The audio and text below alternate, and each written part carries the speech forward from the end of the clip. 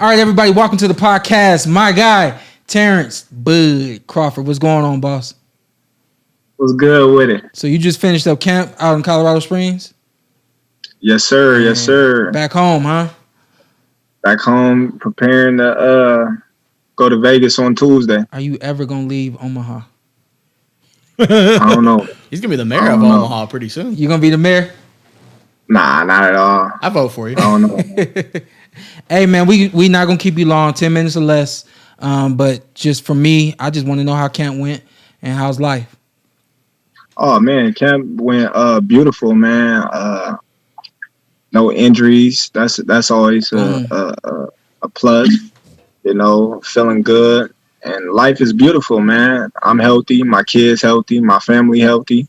So other than that, man, everything is beautiful. Blessed. Let me just start by saying, Bud, you got my mic cut off last week because I predicted you would beat Shawn, and he decided he couldn't hear that opinion and just decided to shut it down. But so, not to go into you and Shawn, but how do you feel as kind of the only guy on the other side of things? Is it frustrating that everyone's like, yo, when are you going to fight Keith Thurman? When are you going to fight Shawn? When are you going to fight Errol?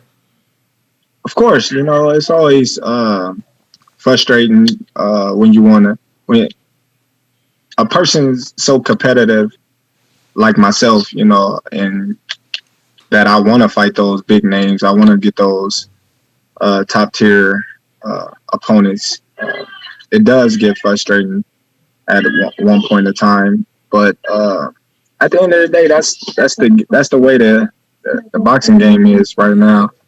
You know, everybody can't get everybody when they want them. Yeah. As far as the business side, you know, if it was up to us fighters, we'd be able to fight everybody that we want to fight when we want to fight them. But it's not up to us, you know. So we just got to take them how they come. Hey, I want to give you props, man, because you know you give back to your hometown by bringing boxing to your hometown. Nobody really knew Omaha being boxing place like it is now. But you think of boxing, you got to put some respect on Omaha. How important was that to give back and bring boxing to you, come back and fight at home when you started like your career off? Oh man, it was real important then that, you know, when you look at Omaha, Nebraska, and you looked at professional boxing and boxing events, there had never been any big events in Omaha ever. As far as boxing in House of Bluffs, you had Ryan Stander against Joe Frazier. You know, that was years ago, you know, but as far as somebody born and bred and raised from Omaha, Nebraska, you never seen it. And so obviously this weekend you have the big fight with Kell Brook. A lot of people, for whatever reason, we've talked about it, are kind of overlooking Kell Brook, which we think is silly. But what does a performance on Saturday have to be for you? Is it just you make it out, you get a win, or does this have to be kind of a showcase performance for you? Well, my thing is, you know, how I go about a fight is make sure you get the win. No matter how you get it, just make sure you get the win. Yeah. You know, every fight is not going to be a spectacular fight. You know, we all wish that it can be a spectacular fight each and every time that we step foot in the ring, but it's just the way boxing is, you know. But all in all, every boxer should go in there just to secure the victory, no matter what. And what got mixed up in my last question about the Earl, you know, everybody's going to compare your outcome, obviously, to the Earl outcome, but you just in there basically to do your job. Whatever happens, happen. You fighting Terence Crawford's fight. You ain't worried about what the hell everybody else did in their fight, correct? For sure. You know, I never worried about the next guy or how he performed or what they did in the fight. You know, my thing is make sure that I feel great and that I get the job done and that I move on past this fight. I'm not worried about Earl Spence or Gennady Golovkin, what they did with him. You know, that was them, and this is me. So once we share the ring Saturday, then I'm going to be going in there to do me, not try to overdo somebody else, because that's when you make the most mistakes, trying to outdo the next guy. Shawn kind of set the bar low as far as performance against Kell Brook. Hey, So I think slow you'll down. comfortably outperform Shawn. But Slow down. So a lot of people have you pound for pound number one. I got you up there. My question is, where does Terence Bud Crawford rank on the pound for pound boxing basketball players?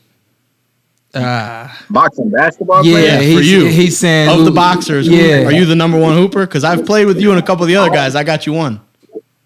Hey, I honestly don't think there's a boxer out right now that can beat me in basketball. Hey, and that's including me. he told me the You was other on my day. team. Yeah. You was on my team. Yeah, but remember the other day I said, man, come on out here, yada yada yada, we'll hoop, yada yada. I was like, we'll go 1-on-1. He's like, oh, you can't beat me 1-on-1. Hey, Terrence. Right. We already played together, you know what I mean? Like we ran the court, but yeah, man, basketball. I don't see no boxers, you know, around my size beating me 1-on-1. I was actually out there. You gotta be. I was out there as a heavyweight or role something. player that day. I was actually on your and Shawn's team. I was just the husky white guy in the corner that was just trying to defend a little bit and do what I could. Wasn't to get us some passing the wins. ball. Nothing. Yeah, don't pass me the ball. I'm just there to talk some shit. Listen, yeah, go ahead. Hey, one question before you go. How the hell are you good in both styles? You taxing guys' asses from southpaw, regular. You just taxing guys from both styles. Man, I don't know, man. It's just something that God blessed me with, man. When you look at it, I've been doing it for so long, even as an amateur. You know, it just kind of came natural to me. You know, it was just something that my coaches hated at one point in time, and they wanted me to stop it. And once I didn't stop, they just was like, all right, well, we're gonna have to train that way since that's what you want to do. So we started training that way, and one thing led to another, and now, you know, I really do it in real life. So yeah, I'm listening to you say that. I'm like, well, that's how you are in real life. Nobody could really pin you down and control you in real life, and make sense that nobody can do that in the boxing gym as well. I guess I got maybe just one or two questions for you too, and then we'll let you get up out of here. I want to know the thing that with you in the boxing ring, I feel like there's really no rhyme and reason for you. I feel like a lot of times you just go out there, you see what's working and you do it, or you see what you need to do and you make an adjustment and you do it.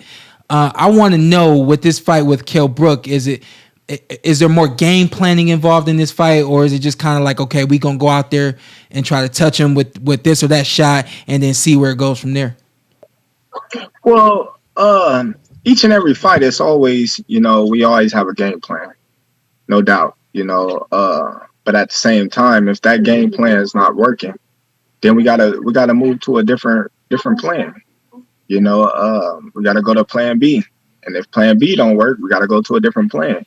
And if none of them plans work, then you know what it is. It's a fight. It's a fight. We just gonna duke it out, you know. But my standpoint in there, on taking approach on fights is, you know, once you get in the fight and you get to feel out the opponents, and we've been doing this sport for so long, we actually know what to do, what punches to throw, when to throw them, when not to throw them. And just once you get comfortable and you get set in your rhythm, then everything else is, you know, history. Mm-hmm. The only thing I say I'm going to miss about this fight for you is your family. You got the livest family in boxing. They are lit. It's live every fight. You be back home no matter where you go. It's hyped. So I'm going to miss that for your fights, man. I ain't even going to lie. Shout out to your family. They hold it down. Anybody coming out for the fight? It, man. Actually, they're going to be there. Yeah. Are they letting them in and everything? Or Yeah. That's love. That's love. They better put them on camera. So, Oh, yeah, they're going to put them on. so what's your expectation for this fight? You just gonna go in there and obviously to win, but get it how you get it, or you saying, hey, you know, right around 8 or 9, we looking for a knockout? And I'm just going to do what I do, you know what I mean? And whatever comes, it comes. You know, if the knockout come, it come. If it don't, you know, I just make sure that I'm up on the scorecards and, you know, don't get careless in there, because I know he is a strong fighter, you know, with some experience, and he does know what he's doing in there. So, yeah, my thing is just stay patient and stay calm, cool, and collect. I feel it. Hey, listen, you'll be in the city. I'm gonna try to check you out. I know the bubble and all that kind of stuff. Let's see if we can get you on immediately after and see what we can do. Hey, for sure. You already know. All right, guy. We'll talk to you soon. Good luck. Take care, man. All right, bud. Yeah, I appreciate you. Yeah. Well, everybody, that was Terence Bud Crawford. Yep. Yeah. No, let's finish just real quick. We'll finish it real quick. So, I mean, I know Terence. Yeah. Terence don't say a lot, but he do it all. You know what I mean? So I even knew that coming into the interview, it wasn't going to be a lot said. He's not going to give you the X's and O's. He's not going to give you the game plan and all that kind of stuff. Nor would I ask for that, you know? But at the same time, like I'm looking in his eyes and I'm like, he's ready to go. Yeah. Also, he'll talk some shit on the basketball court. Right. We're talking about. All I said was, man, why don't you come through? You know, let's talk for a minute and we hoop. And he went all into how I can't beat him, this and that, this and that. I just got done. I'm like, all right, slow down. At risk of getting my mic cut again, I do think he would also beat you in basketball. That's fine. That's fine. Yeah, no. Shout out to Bud. Appreciate him coming on fight week. Yeah. Sure. Yeah. Thanks. Yeah. Thanks for squeezing us in. Should be a good time. This little bitty podcast. Well, hey, that's the interview with Terence Crawford. We're gonna try to get him on immediately after. I'm not gonna play around with that one. Yeah. I want to get him on after. I don't want to go into what's after the fight. Yeah. I know where he at. You know what I mean? I'm not gonna go there. However, I think it's fitting to talk about it after the fight. Sure. So hopefully we can get him back. Yeah. Stay tuned. The Welterweight podcast. Subscribe to all of it. God bless you guys. Don't tell me you didn't enjoy what you saw, because I know you did. What you need to do now, hit that subscribe button, hit the like, hit that notification button. Check us out every week, every Tuesday, something new for you right here on the Welterweight podcast.